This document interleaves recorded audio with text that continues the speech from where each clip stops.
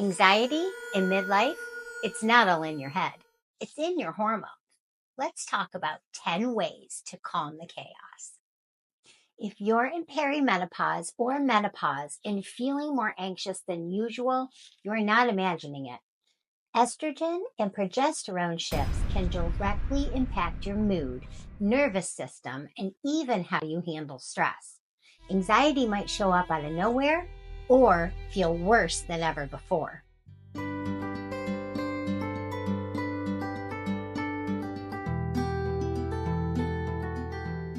Welcome back to Balance and Bloom 50 Plus. I'm Lori Wesmiller, a mental health therapist, mom, and midlife woman walking through this hormonal season of life right along with you. Today, I'm sharing 10 surprising coping skills to help ease anxiety during this season of life. These aren't your typical just breathe and relax tips. These are therapist-backed, nervous system soothing strategies that can actually work with your changing hormones. And don't skip number 6. It's weirdly effective and kind of fun. Ready to feel a little more grounded? Let's get started. Number 1, rinse your face with cold water. Feeling hot, overwhelmed, or like your heart is racing for no reason? That's a hormonal storm, and cold water is your emergency exit.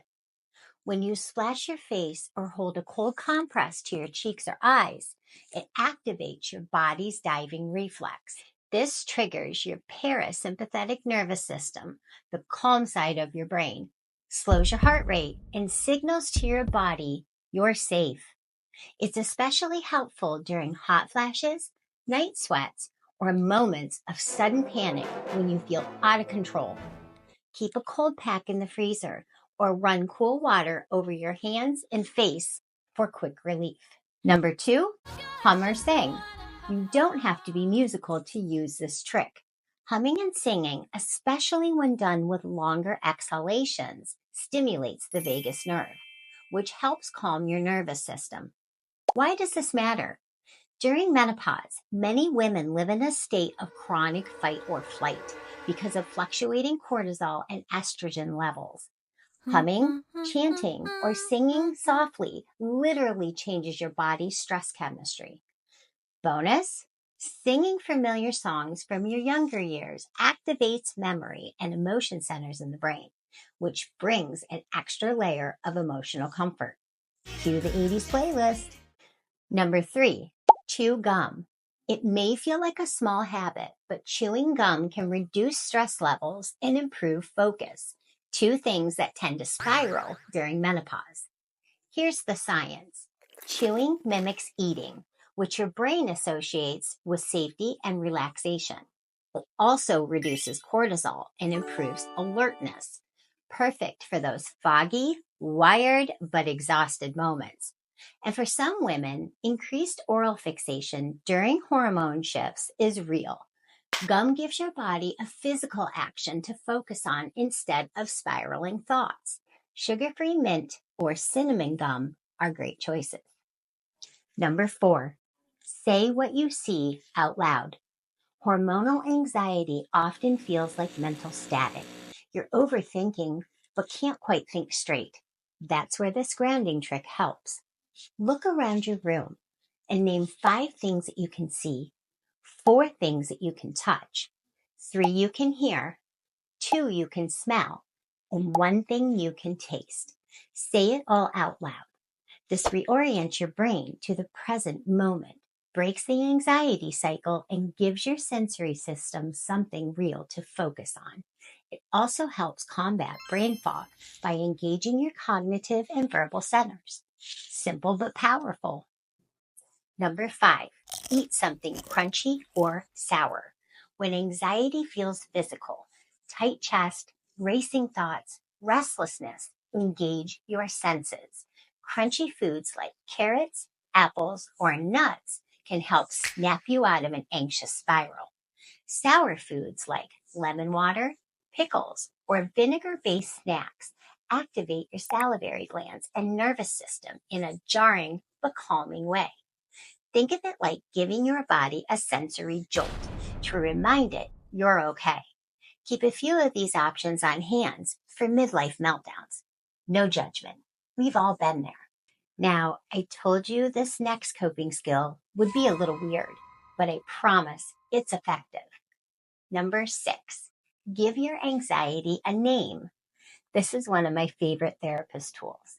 When anxiety shows up, instead of saying, I'm anxious, say, anxiety is here, and her name is Carol. Externalizing your anxiety gives you psychological distance.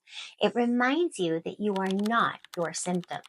You're experiencing something, but it doesn't define you. And adding humor, like calling her Drama Donna or Spiral Sue, can help diffuse the shame and self-judgment that often follows midlife anxiety.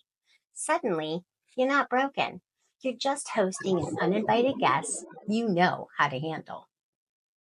Number 7, tense and release your muscles. Hormonal anxiety often lives in the body. Tight shoulders, clenched jaw, shallow breathing. Progressive muscle relaxation gives your body an outlet. Start at your feet and slowly work your way up, tensing each muscle group for 5 seconds, then releasing. This sends signals to your brain that it can finally let go. It's a great practice before bed, during a hot flash, or while sitting in traffic. Over time, your body learns to release tension faster and more naturally, which eases long-term anxiety. Number 8, move in a weird way. You don't have to hit the gym to calm anxiety. Hormonal shifts can make formal exercise feel like too much, so just start with movement. Any movement. Walk in circles. Do jumping jacks. Shake your arms like a toddler, throwing a tantrum. Move your body in an unexpected or silly way to break the anxiety loop. Movement burns off excess adrenaline and tells your brain that you're not stuck or frozen. Plus, if you laugh at yourself while doing it, even better. Laughter is medicine too. Number 9, smell something familiar. Scent is deeply tied to memory and emotion. Hormonal changes can intensify your sense of smell, making both calming and triggering scents feel more powerful. Lean into that. Keep a favorite essential oil like lavender, citrus, or eucalyptus nearby, or take a whiff of something nostalgic like your favorite tea, a cozy candle, or even clean laundry. Smell is one of the quickest ways to reach your emotional brain and create a feeling of safety. Make it a part of your daily routine or use it as an on-the-spot grounding tool. This last coping skill may feel a little unusual, but I promise it's worth trying. Number 10, talk to yourself like a friend. Anxiety in menopause often comes with an inner critic. You should be handling this better. Why are you so sensitive?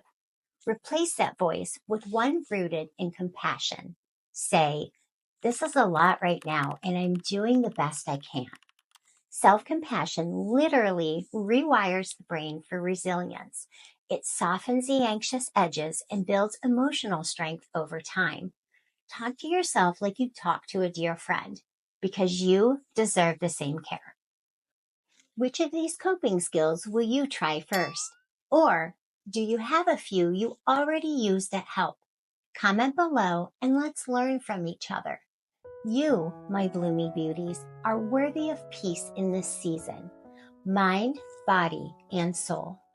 If you found this information helpful, don't forget to subscribe and check out this next video, where I share more ways to care for your mental health during perimenopause and menopause. You are not alone in this. Take care of yourself, bloomy beauties.